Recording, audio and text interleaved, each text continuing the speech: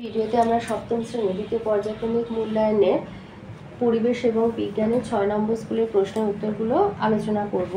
একের আয়তে আছে সমতল আয়নায় গঠিত প্রতিবিম্ব সমশীর্ষ। 2 আকর্ষণের পূর্বে হয় আবেশ। 3 সূচিচিত্র ক্যামেরায় গঠিত হয় প্রতিকৃতি। 2 আসি। 2 এর আয়তে আছে একটি ঈষৎ স্বচ্ছ বস্তুর উদাহরণ দাও ঘষা কাঁচ। 2 বিচ্ছুরণের একটি প্রাকৃতিক ঘটনার উদাহরণ দাও রংধনু। 3 বলেছে চৌম্বক দৈর্ঘ্য এবং চুম্বকের জ্যামিতিক দৈর্ঘ্যের মধ্যে সম্পর্ক লেখা। এটা তোমাদের বইয়ের 42 পাতায় রয়েছে। লিখবে চুম্বক দৈর্ঘ্য সমান চুম্বকটির জ্যামিতিক দৈর্ঘ্য গুণিতক 0.86। 4 বলেছে ব্যাটারিতে কোন শক্তিতে রূপান্তরিত হয়? রাসায়নিক শক্তি বিদ্যুৎ শক্তিতে রূপান্তরিত হয়। 3 আসি। 3 আয়তে বলেছে অন্তরক কাকে বলে? মানে তড়িতের কুপরিবাহী। এটা আছে 55 পাতায়। লিখবে যে বস্তুগুলির মধ্যে দিয়ে তড়িৎ প্রবাহিত হতে পারে না তাদেরকে বলা হয় তড়িতের কুপরিবাহী বা অন্তরক। আর উদাহরণ এখানে 56 পাতায় রয়েছে। এই যে প্লাস্টিক, চীনামাটি, কাঠ প্রভৃতি হলো তড়িতের কুপরিবাহী। তাহলে তড়িতের অন্তরক পদার্থের উদাহরণ প্লাস্টিক, চীনামাটি, কাঠ ইত্যাদি। দিয়ে দিয়েছে সৌরকোষ কিভাবে কাজ করে। এটা আছে তোমাদের বইয়ের 61 পাতায়।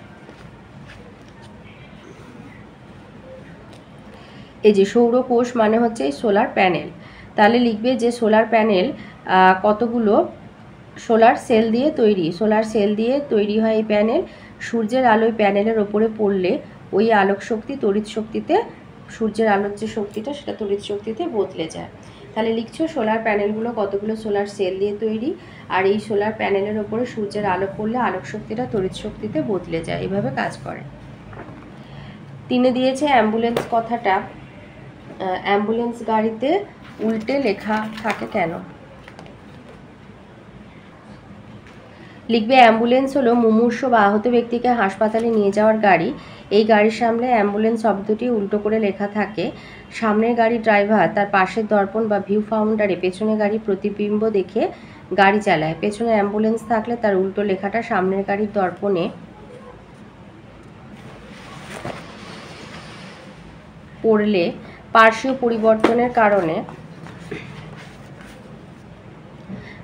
পরিবর্তনের ফলে লেখাটা উল্টে যায়, অর্থাৎ সোজা হয়ে অ্যাম্বুলেন্স রূপে আয়নাতে দেখা যায়। ফলে সামনের গাড়ির ড্রাইভার লেখাটি সহজে পড়তে পারে এবং অ্যাম্বুলেন্সকে রাস্তা ছেড়ে দেয়। 4 দিয়েছে রংধনু কিভাবে তৈরি হয়। এটা তোমাদের বইয়ের 35 পাতায় রয়েছে।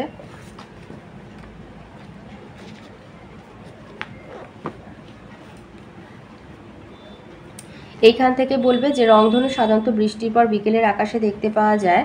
আকাশে ভাসমান জলকণা থাকে। ওই জলকণার মধ্যে দিয়ে সূর্যের আলো যাওয়ার সময় বিচ্ছুরণের ফলে আকাশে 7টা আলোর যে পটি গঠিত হয় সেটাই হলো রংধনু। 5 বলেছে একটি চুম্বক সবসময় উত্তর ও দক্ষিণ দিক মুখ করে থাকে কেন? লিখবে যে একটি চুম্বকের মাঝখানে থেকে সুতো বেঁধে ঝুলিয়ে দিলে বা একটা লোহার দণ্ডকে বহুদিন ধরে পৃথিবীর উত্তর দক্ষিণ দিক বরাবর রেখে দিলে দেখা যায় দণ্ডটির মধ্যে ক্ষীণ চুম্বকত্ব সৃষ্টি হয়েছে। দণ্ডটার উত্তরমুখী প্রান্তে উত্তর মেরু আর দক্ষিণমুখী প্রান্তে দক্ষিণ মেরুর সৃষ্টি হয়। এর কারণ হলো পৃথিবী নিজেই একটা চুম্বক। ভৌগোলিক উত্তর ও দক্ষিণ মেরু দুটির কাছে পৃথিবীর চুম্বকীয় মেরু দুটি অবস্থিত। এই মেরু দুটির আবেশের ফলে দণ্ডটিতে ক্ষীণ চুম্বকত্ব সৃষ্টি হয়। এর ফলেই দণ্ডচুম্বকের দুটি বিপরীত মেরু ওই মেরু দুটির আকর্ষণে উত্তর দক্ষিণ দিক মুখ করে থাকে।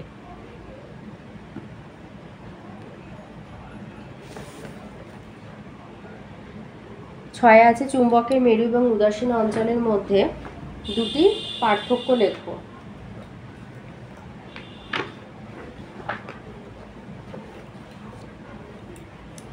চুম্বকের মেরু হচ্ছে চুম্বকের দুই প্রান্তে থাকে, আর উদাসীন অঞ্চল হচ্ছে চুম্বকের ঠিক মাঝখানে থাকে।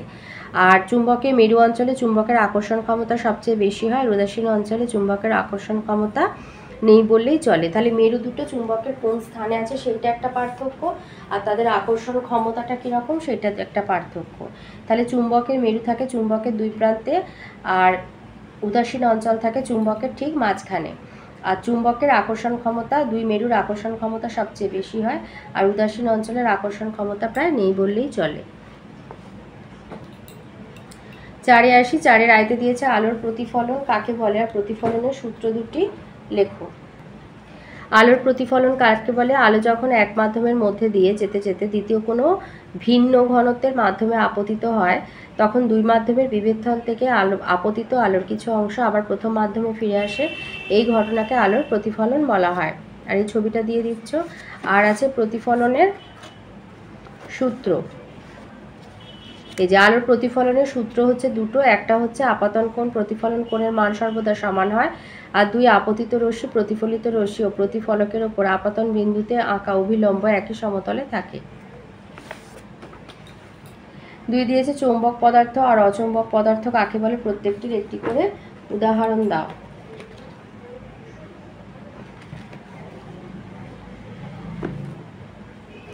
চুম্বক যে পদার্থকে আকর্ষণ করে তাদের চৌম্বক পদার্থ বলে, যেমন নিকেল, লোহা, নিকেল, কোবাল্ট। আর যে পদার্থকে চুম্বক আকর্ষণ করতে পারে না তাতে অচুম্বক পদার্থ বলে, যেমন প্লাস্টিক, রবার, কাঠ, কাগজ ইত্যাদি। তিনে আছে এলইডির পুরো কথা কি? আর এলইডির পুরো কথা হচ্ছে লাইট এমিটিং ডায়োড। এতে কোন শক্তি কোন শক্তিতে রূপান্তরিত হয়? তড়িৎ শক্তি আলোক শক্তিতে রূপান্তরিত হয়। আর ইলেকট্রিক বাল্বের ফিলামেন্ট কোন ধাতু দিয়ে তৈরি হয়? ইলেকট্রিক বাল্বের ফিলামেন্ট টাংস্টেন ধাতু দিয়ে তৈরি হয়। এই যে এলইডির পুরো কথা লাইট এমিটিং ডায়োড, যেখানে তড়িৎ শক্তি আলোক শক্তিতে রূপান্তরিত হয়, এটা তড়িৎ শক্তি আলোক শক্তিতে রূপান্তরিত হয়। আর বলেছে ইলেকট্রিক বাল্বের ফিলামেন্ট,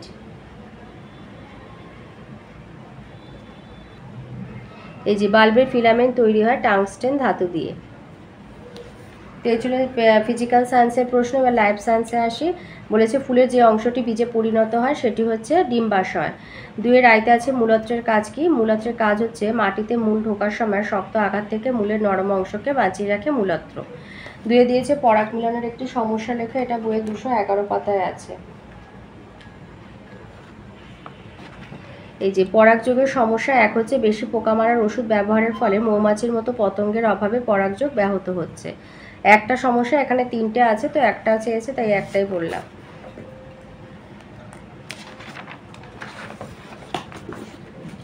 তিনের আয়তে আছে ব্যাপন এবং অভিস্রবণের দুইটি পার্থক্য লেখো আর জীবদেহে অভিস্রবণের একটি গুরুত্ব লেখো।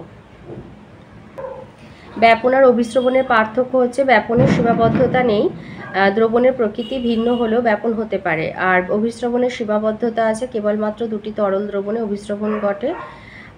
ব্যাপনে অর্ধভেদ্য পর্দা নিষ্প্রয়োজন, অভিস্রবণে অর্ধভেদ্য পর্দার প্রয়োজন। এর সাথে আছে জীবদেহ অভিস্রবণের একটি গুরুত্ব।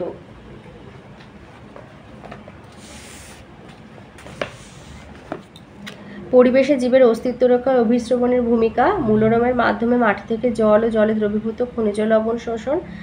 আর হচ্ছে উন্নত প্রাণীদেহের রক্ত থেকে কলায় জলের আদান প্রদান। একটাই চেয়েছে একটি গুরুত্ব।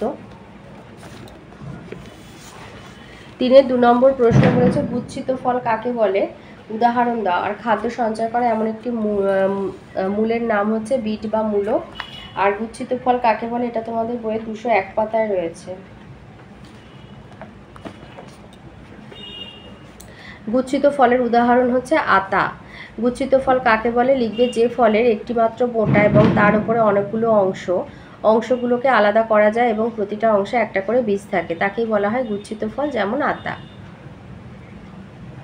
তো এই ছিল আজকের আমাদের সপ্তম শ্রেণীর দ্বিতীয় পর্যায়ক্রমিক মূল্যায়নে পরিবেশ ও বিজ্ঞানের 6 নম্বর স্কুলের প্রশ্নের উত্তরগুলো।